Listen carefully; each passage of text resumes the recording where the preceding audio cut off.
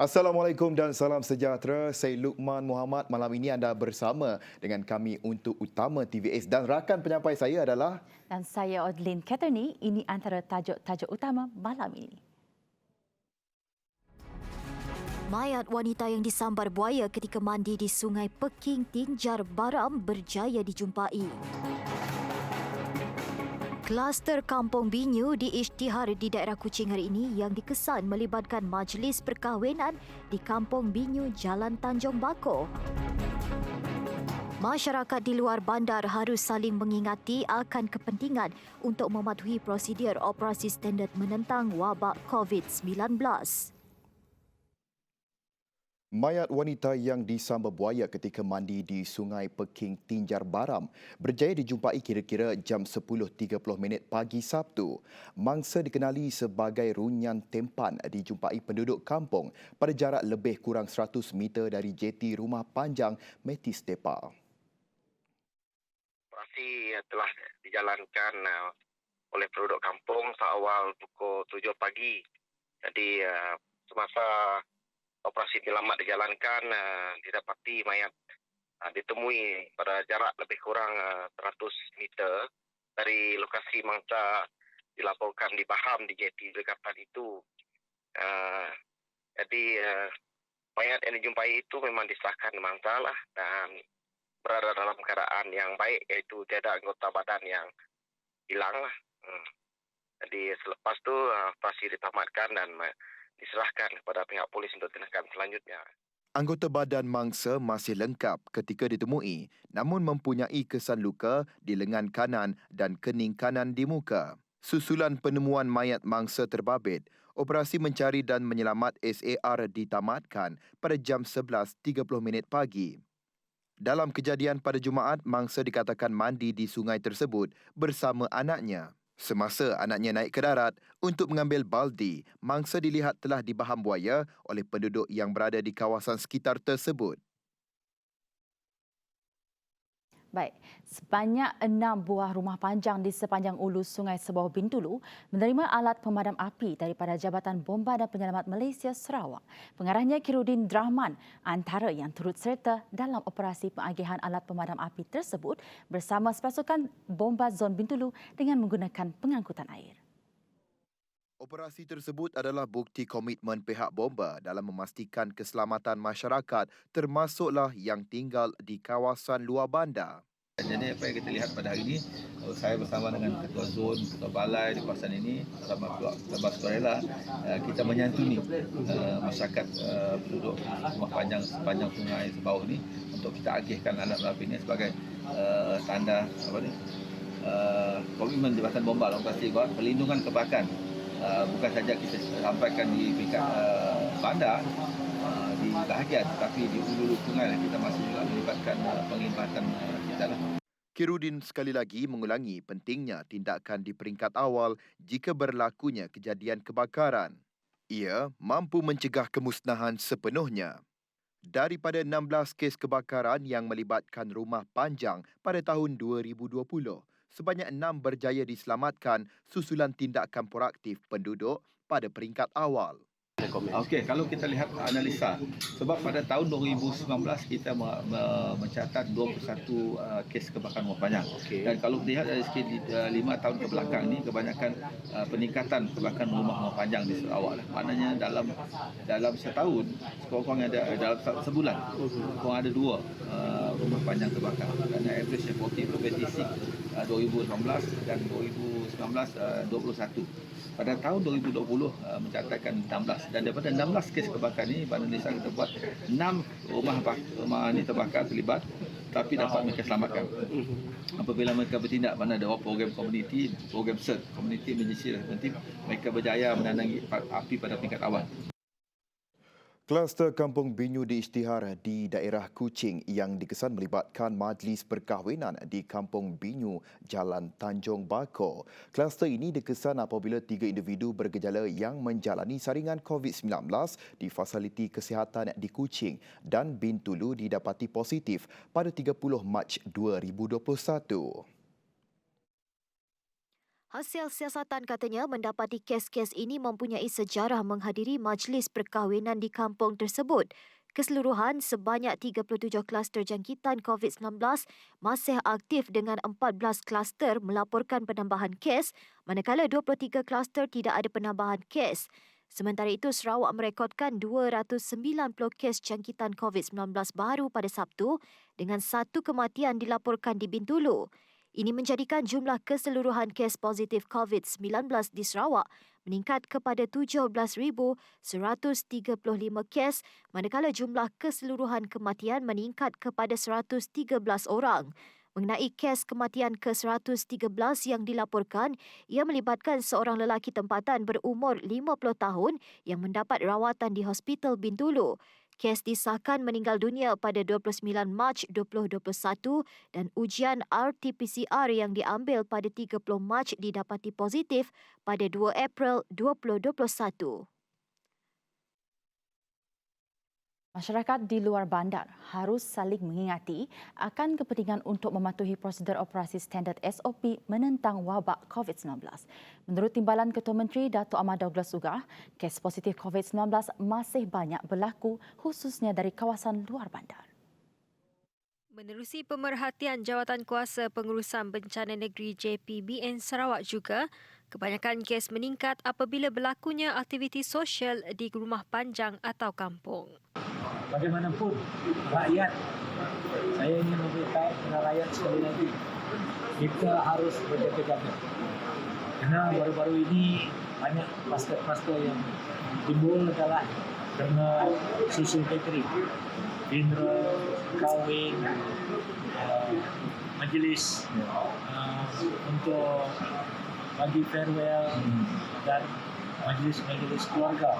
Jadi minta rakyat please jaga diri, try to elakkan mengadakan gathering. Kalau misalnya social gathering macam itu memang ada SOP. Kita ikut semua SOP. Ugah yang juga merupakan pengerusi JPBN Sarawak berkata, kira-kira 2,422 petugas Barisan Harapan di Betong sudah pun menerima dos pertama dan dijangkakan akan diberikan sepenuhnya menjelang penghujung bulan ini. Sejumlah 1.23 juta rakyat Sarawak telah berdaftar menerusi aplikasi MySejahtera dan secara manual untuk mendapatkan vaksin COVID-19. Kerajaan negeri juga sedang menunggu keputusan daripada Majlis Keselamatan Negara selepas mesyuarat mengenainya diadakan berkenaan kebenaran bagi mereka yang telah menerima dos penuh untuk dibenarkan melakukan perjalanan ke luar negeri atau negara.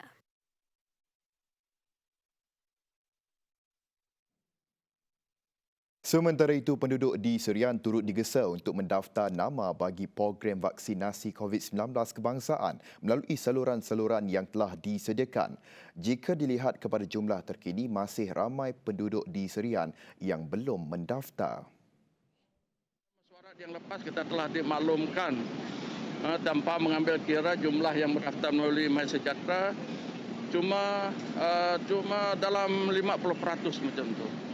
Kalau kita melihat kepada penduduk Serian ini lebih daripada 100,000 dalam lingkungan pada masa itulah, ini tanpa mengambil kira yang mendaftar dengan MySejahtera lah, dalam lingkungan dalam 50,000 macam tu, lebih sedikit lah.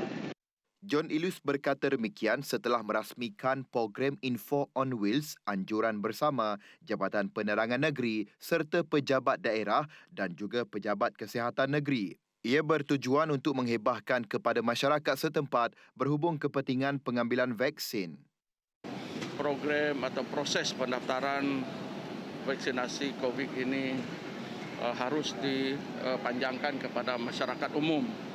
Sebab kita telah menerima feedback daripada ketua-ketua masyarakat khususnya di Bandar Serian ini bahawa pendaftaran khususnya daripada taman-taman dan juga rumah-rumah sewa, mungkin kedai dan sebagainya tidak dapat sampai ke tahap itu. Jadi mungkin ada di antara mereka tidak menggunakan aplikasi MySejahtera. Penduduk sekitar Serian yang masih belum mendaftar dengan MySejahtera juga boleh membuat pendaftaran di klinik kesihatan yang berhampiran. Sementara itu mengenai keberkesanan kaedah penyebaran maklumat menerusi Info on Wheels, rata-rata berpuas hati serta merasakan kaedah tersebut cukup berkesan.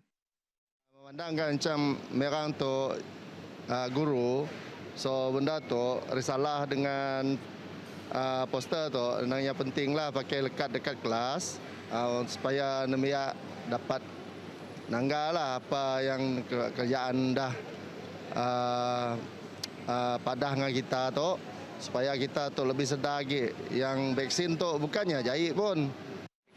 Bagi saya siapa-siapa yang belum mendaftar mungkin mereka pengaruh media sosial macam mereka takut dia tak selamat ataupun memang belum ada result dalam jangka masa panjang, so mereka masih ragu-ragu lagi lah.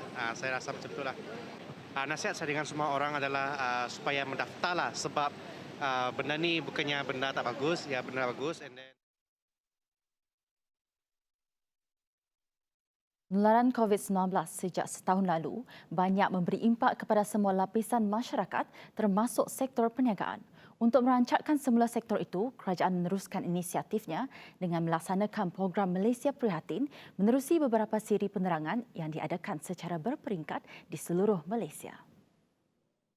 Menteri Perdagangan Dalam Negeri dan Hal Ehwal Pengguna Datuk Seri Alexander Natalinggi berkata, penjelasan ini penting memandangkan masih terdapat segelintir masyarakat yang belum sedar akan pentingnya pengambilan vaksin bagi memulihkan semula sektor-sektor yang terkesan. Jelasnya lagi, salah satu usaha yang dilakukan terdahulu adalah dengan melaksanakan perintah darurat bagi melandaikan lekuk jangkitan COVID-19 dengan lebih berkesan.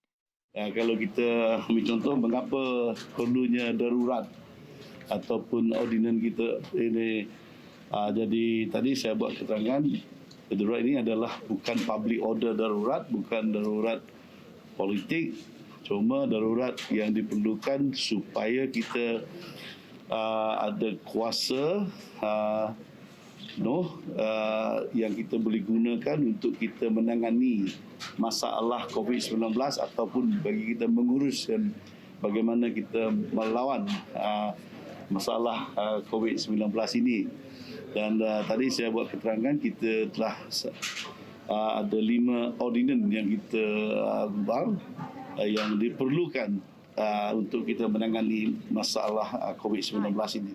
Beliau berkata demikian pada sidang media selepas menghadiri program Malaysia Prihatin. Dalam pada itu, Nanta berkata kerajaan tidak mahu tergesa-gesa untuk kembali mengeksport telur ayam ke Singapura sebelum memastikan produk itu betul-betul selamat. Perkara pertama yang perlu dipastikan sebelum mengeksport ialah tiada lagi bakteria Salmonella dikesan pada produk tersebut. Kita tengoklah. Nombor satu, kita mesti pastikan tiada masalah dengan telur itu yang mesti disahkan oleh Jabatan Pertanian terlebih dahulu. Sama ada kita mulakan ekspor semula, itu terpulang kepada kita dalam keadaan dululah, dan kita perlu juga berhubung dengan pihak Singapura.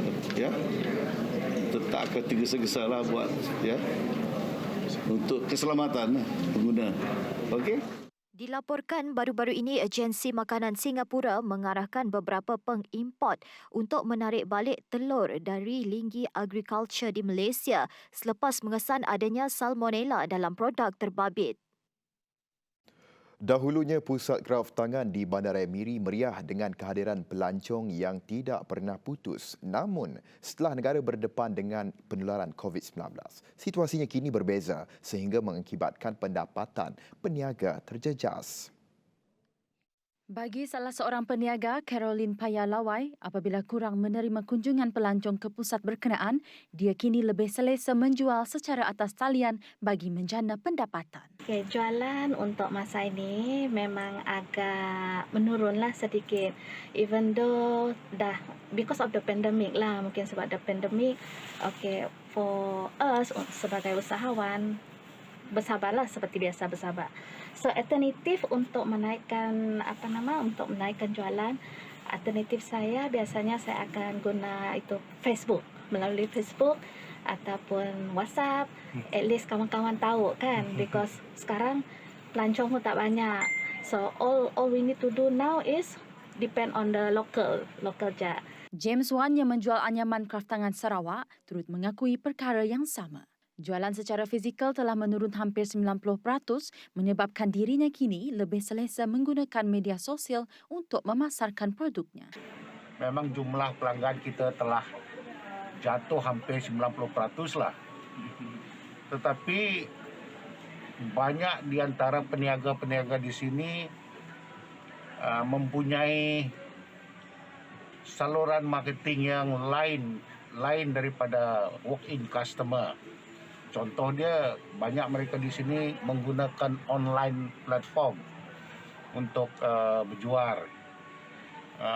Sebab sekarang Brunei pun tak dapat masuk, Sabah pun tak dapat masuk, Semenanjung pun tak dapat masuk.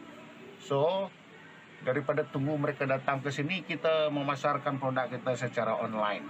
Walau bagaimanapun, para usahawan tidak diabaikan begitu sahaja kerana pelbagai insentif telah diberikan bagi menyokong perniagaan mereka. Menurut Ketua Pembangunan Pelancongan Jawatankuasa Berdiri Majlis Bandaraya Miri, Warzidia Ahmad, insentif yang diberi kepada para usahawan kraftangan ini adalah daripada Kerajaan Sarawak serta Majlis Bandaraya Miri sendiri bagi meneruskan kelangsungan hidup usahawan terlibat. Saya bersyukur Kerajaan Sarawak yang prihatin serta pihak MDM telah memberi bantuan BKSS, bantuan khas Sarawak Pesayang kepada peniaga agar dapat pengecualian bayaran sewa sebanyak 50% dari tahun lepas, dari bulan April hingga September 2020 dan tahun ini Januari hingga Jun 2021. Majlis Bandaraya Miri juga telah menyambung kontrak ke peniaga-peniaga di sini selama setahun. Dan ada juga beberapa inisiatif yang dirasakan dapat diteruskan demi survival dalam sektor kraft ini, melalui online dan virtual dan sebagainya. Perkembangan seterusnya. Koperasi di Sarawak digesa menyertai inisiatif kerajaan negeri untuk menjadi sebuah hub pengeluaran makanan global. Ini kerana koperasi mempunyai sumber yang membolehkannya menjadi antara pemacu dalam pembangunan sektor pengeluaran makanan negeri dengan meningkatkan pelaburan dalam perniagaan berasaskan pertanian yang berskala komersial. Sudah tiba masanya juga untuk koperasi meningkatkan penglibatan dalam projek yang dapat memberikan impak besar bukan sahaja kepada ahli tetapi juga komuniti setempat. Kerana industri pertanian adalah selaras dengan inspirasi kerajaan negeri untuk memajukan pertanian di negeri ini supaya negeri Sarawak menjadi hub pengeluar makanan negara dan Sarawak boleh menjanakan ataupun bantu kerajaan pusat untuk menjanakan pengeluaran makanan sebagai food security negara. Setakat 31 Disember lepas, terdapat 1,077 koperasi di Sarawak dengan keahlian mencecah 300,000 orang. Kementeriannya sedang bekerjasama dengan beberapa kementerian lain dalam usaha menggiatkan penglibatan belia dalam industri pertanian yang seterusnya dapat menjamin keselamatan makanan negara. Kerjasama ini bertujuan untuk menyediakan dana, bimbingan dan pemantauan terhadap belia-belia yang berminat untuk mencuburi industri keusahawanan pertanian. Tidak ramai tahu dengan usaha kerajaan untuk menanam 100 juta pokok di bawah program penghijauan Malaysia. Pelbagai pendekatan lain turut diambil yang secara langsung membuka peluang pendapatan buat masyarakat. Jabatan Hutan Sarawak misalnya telah membuka platform jana pendapatan dengan membeli anak-anak benih pokok-pokok hutan daripada rakyat tempatan sendiri. Lebih-lebih lagi mereka yang tinggal di kawasan luar bandar. Daripada kempen ini, dan kita juga sekarang ini memberi satu peluang pekerjaan, betul. Memberi peluang pekerjaan kepada masyarakat-masyarakat kita yang berada di jauh-jauh di hulu dan pedalaman sebagainya. Dan kita bawa semua keluar semua biji-biji benih ini kita semai di tapak semaian kita di seluruh negeri Sarawak. Beliau berkata demikian pada program Sejahtera Asia terbitan TVS. Katanya lagi setakat ini, Sarawak telah berjaya mengumpul sebanyak 600,000 anak pokok untuk disemai di tapak semayan yang telah ditempatkan di seluruh Sarawak. Kami di Jabatan Hutan sejak daripada 2019 lagi, kita telah pun membuka banyak besar tapak-tapak semayan kita. Kita letakkan di Kuching, kita ada di Sabal dekat Seri Anda dan juga di Bintawak yang baru dan juga di Lundu yang kita buka besar. Dan kita telah pun membuka satu lagi di Niah, kita buka di Lawas, dan kita buka di Sibu. Maknanya seluruh negeri Sarawak kita akan cuba buka tapak-tapak semayan. Sekolah yang melaporkan kes COVID-19 hanya akan ditutup jika sebahagian besar guru perlu dikuarantin sehingga menjejaskan kecekapan operasi sekolah. Keputusan penutupan juga mengambil kira penilaian risiko yang dijalankan oleh Pejabat Kesihatan Daerah PKD. Sekiranya PKD menasihatkan agar kelas tertentu, tingkat tertentu atau bangunan tertentu ditutup, maka penutupan hanya melibatkan bahagian yang berkenaan. Sebelum ini, Kerajaan Negeri Pulau Pinang dilapor menggesa agar tindakan drastik termasuk penutupan diambil terhadap sekolah yang melaporkan kes COVID-19. Kek lapis, menu istimewa yang sinonim dengan masyarakat Sarawak sehingga menjadi hidangan rasmi yang disajikan kepada setiap tetamu, terutamanya pada musim perayaan. Sebut sahaja Mira Cake House, sudah semestinya penduduk tempatan maupun pengunjung luar mengenalinya. Bagi pengusaha kek lapis Datin Masnah Sahani, kerjayaannya sebagai pembuat kek lapis bukanlah semata-mata untuk mengaut keuntungan, tetapi ia lebih kepada meneruskan apa yang diminatinya.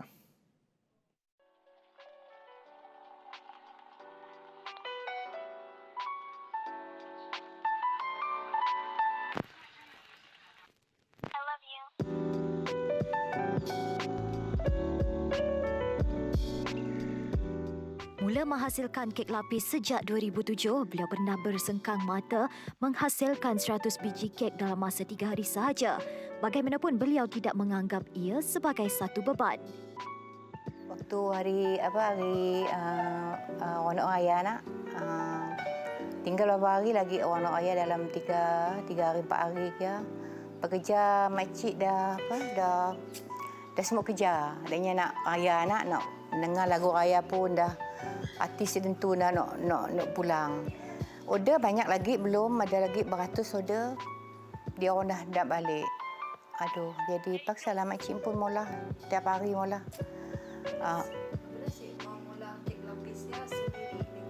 Sendiri. Nang sendiri. Tapi dia dulu ngambil lah. Dia cuan pindah kami pun melapis bapa. Nang si tidur. Si tidur malam. 3 hari mak si tidur mula kuih ya. Mula kuih orang pakai raya tak nak. Orang dah order nak. Jadi terpaksa lah makcik mula. Yalah cepat dilupa kisah saya.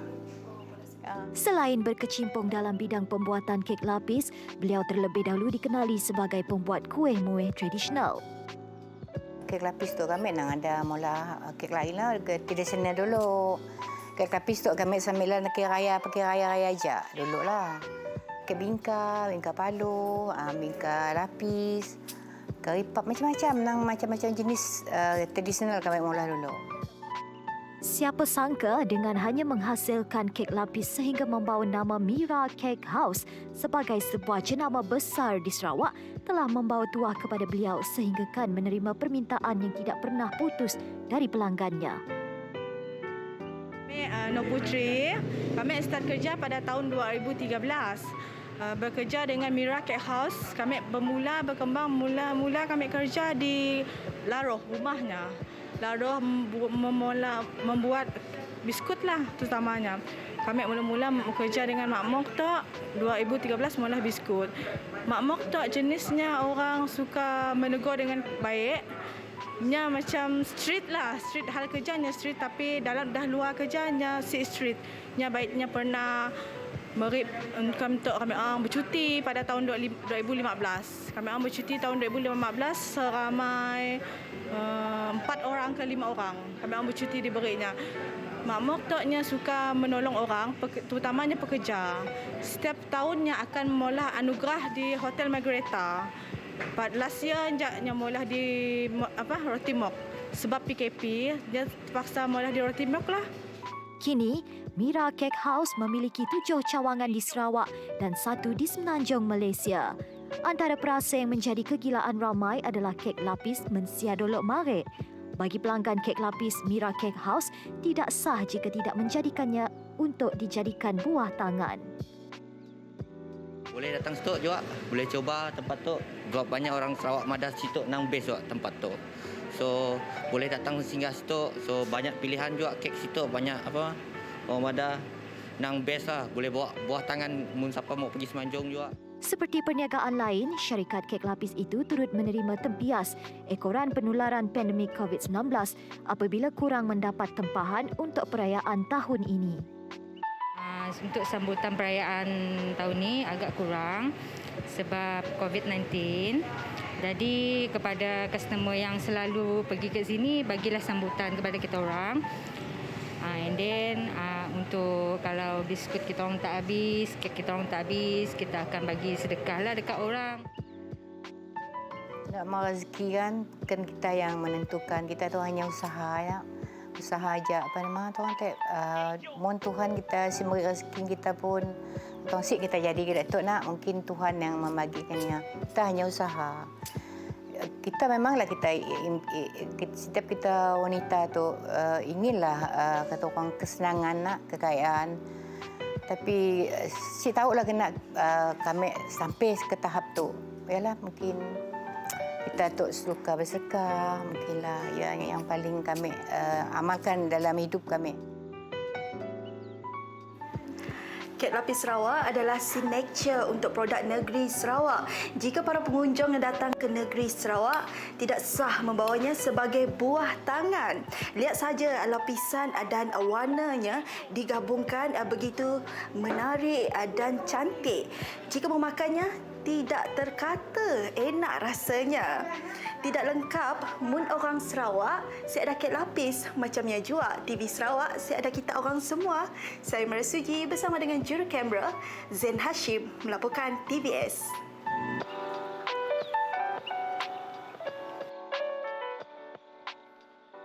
Baik, laporan itu tadi mengakhiri utama TVS malam ini. Saya Odlin Katerni. Dan saya Luqman Muhammad. Salam hormat dan selamat malam.